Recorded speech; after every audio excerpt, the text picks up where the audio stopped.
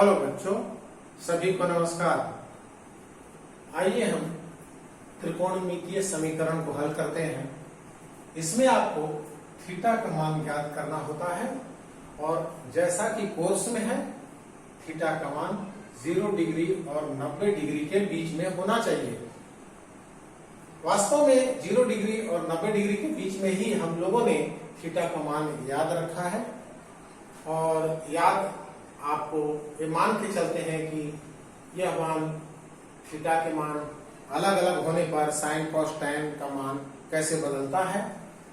अब पिछले वीडियो में हम लोग देख चुके हैं थीटा का मान अलग अलग रखने पर साइन कॉस टैन का मान बदलता है और उसके निमित्त जो प्रश्न होते थे उसको हम लोगों ने हल करके दिखाया है। अब इसमें समीकरण है, समीकरण में आपको थीटा का मान ज्ञात करना है।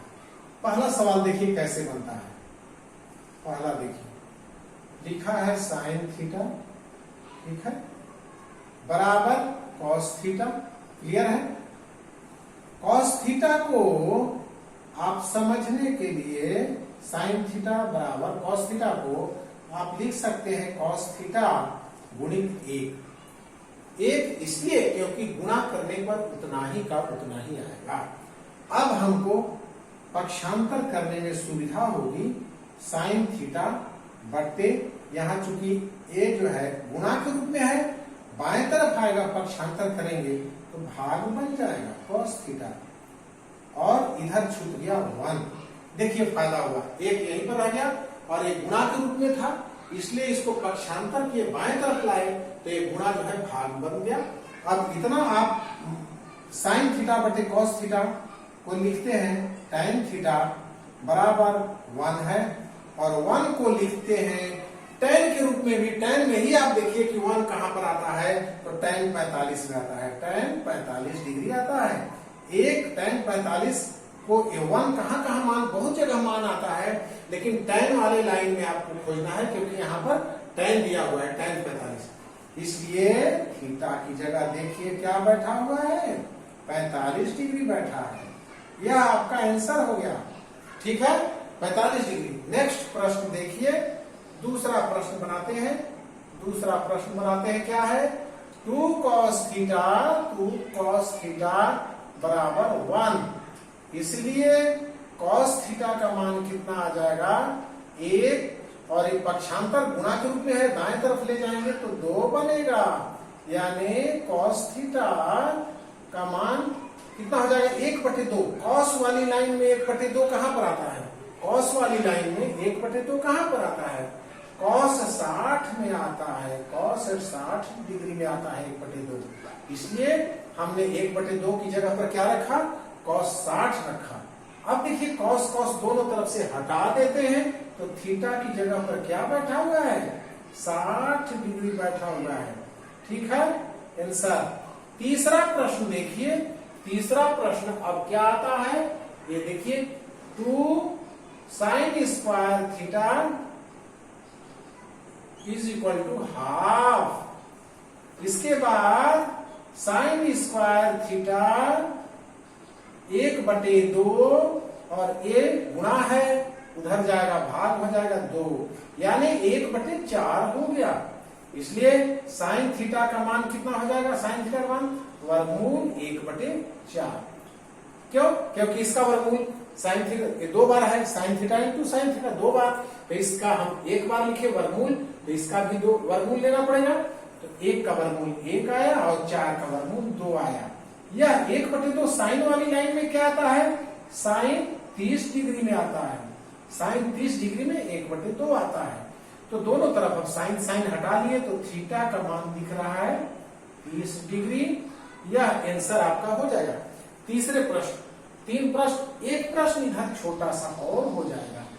चौथा प्रश्न देखिए, चौथा प्रश्न 3 tan square theta -1 equal to 0। एकदम आसान है। 3 tan स्क्वायर थीटा बराबर 1 उधर जाएगा तो 1 प्लस पक्षांतर करेंगे तो माइनस है, दाएं तरफ जाएगा 1 हो जाएगा और 0 इसको हम लिखे ही नहीं, इसकी जरूरत नहीं है। दाएं तरफ 0 है, इसकी आवश्यकता नहीं है, उधर जाएगा प्लस बन गया, माइनस था बाएं तरफ, दाएं तरफ ले गए हैं। इसलिए अब देखिए tan स्क्वायर थीटा बराबर क्या आ जाएगा, 1/3 गुणा है, दाएं तरफ ले जाएंगे तो बटे 3 इधर चला जाएगा, इसलिए वर्गमूल ले लीजिए। तो tan theta, tan into tan, दोनों पक्षों में वर्गमूल, तो इसका वर्गमूल 2 बार tan है, तो 2 बार का 1 बार वर्गमूल आता है, तो वर्गमूल tan थीटा है। इसका वर्गमूल 1/3, यानी क्या हो गया, tan थीटा बराबर 1 का वर्गमूल 1 आएगा और 3 का वर्गमूल 3 ही रहने दीजिए। अब 1/√3 कब आता है, tan 30 डिग्री में आता है, tan 30 डिग्री, इसलिए tan हटा लिए तो थीटा का मान आपका 30 डिग्री आया। ठीक है, इस तरीके से आपके चौथे प्रश्न में आए 30 डिग्री का मान। क्लियर है, सबको समझ में आ गया होगा। अब इसको हम मिटा देते हैं, आप एक बार देख लें, इसके बाद हम मिटाने जा रहे हैं। इसके बाद अब इसको इधर से देखिए,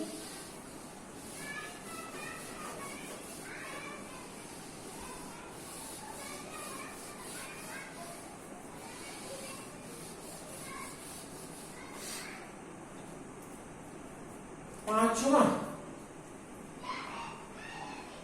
ठीक है, question number 5, question number 5, 2 sin theta is equal to √3। Clear है। इसके बाद देखिए sin थीटा बराबर क्या आएगा, sin theta is equal to √3/2। ठीक है, अब ये साफ दिख रहा है, √3/2, साइन वाले लाइन में √3/2 को घेर करके आप मान सोच लीजिए क्या आएगा, sin 60 आएगा, sin 60 डिग्री आएगा, तो थीटा की जगह क्या बैठा है, 60 डिग्री, आंसर होगा। ठीक है, पांचवा। छठा देखिए, पांचवें में मान आपका 60 डिग्री आया। ठीक है, छठवें में tan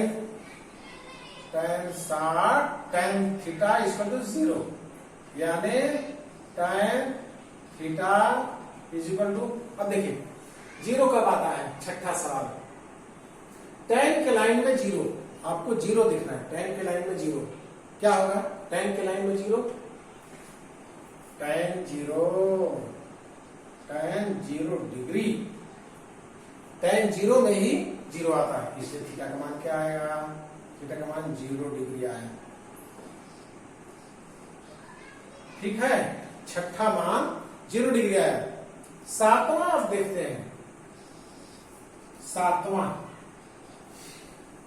3 cosec square theta equal to 4, क्या आ जाएगा, cosec square theta equal to 4/3, इसलिए वर्गमूल ले लीजिए, तो कोसेक थीटा इक्वल टू कितना हो जाएगा, 4/3, यानी 4 का 2 और यहां का वर्गमूल 3, कोसेक थीटा इक्वल टू इतना होगा। तो cosec theta equal to, cosec में अब मान लिखना है, √3/2, यहां कोसेक 60 डिग्री, कोसेक 60 डिग्री आएगा, क्योंकि साइन 60 में √3/2 होता है, तो उल्टा कोसेक 60 में 2/√3 हो गया, इसलिए थीटा का मान होगा आपका 60 डिग्री। ठीक है, सातवें में 60 डिग्री आएगा। इसके बाद अब देखिए 8वां प्रश्न देखिए, इसको मिटा देते हैं, इधर देखिए 8वां प्रश्न देखिए, 8वें में देखिए 8वां प्रश्न 7 तक हो गया। 2 cos स्क्वायर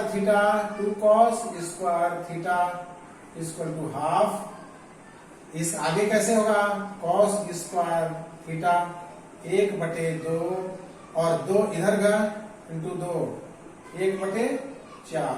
ठीक है, इसलिए cos थीटा बराबर क्या हो जाएगा, cos थीटा बराबर वर्गमूल हो जाएगा 1/4, 1 और वर्गमूल 4 का मतलब 2, यानी कॉस थीटा बराबर हो जाएगा कॉस कितना में, कॉस 60 आ जाएगा। कॉस 60 में मान आता है 1/2, इसलिए थीटा बराबर क्या आ जाएगा 60 डिग्री। कॉस 60 में आता है 1/2, ठीक है 8। अब नवा सवाल देखिए,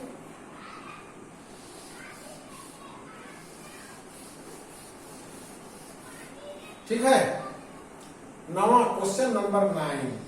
क्वेश्चन नंबर 9 में 4 sine square theta minus 3 equal to 0 क्या हो जाएगा 4 sine square theta equal to 3। अब देखिए साइन स्क्वायर थीटा बराबर क्या हो जाएगा 3/4, ठीक है। इसलिए साइन थीटा बराबर क्या हो जाएगा, साइन थीटा वर्गमूल लेना है, इसका वर्गमूल लेने तो इसका वर्गमूल 3/4। यहां लिख सकते हैं आप दोनों पक्षों में वर्गमूल लेने पर,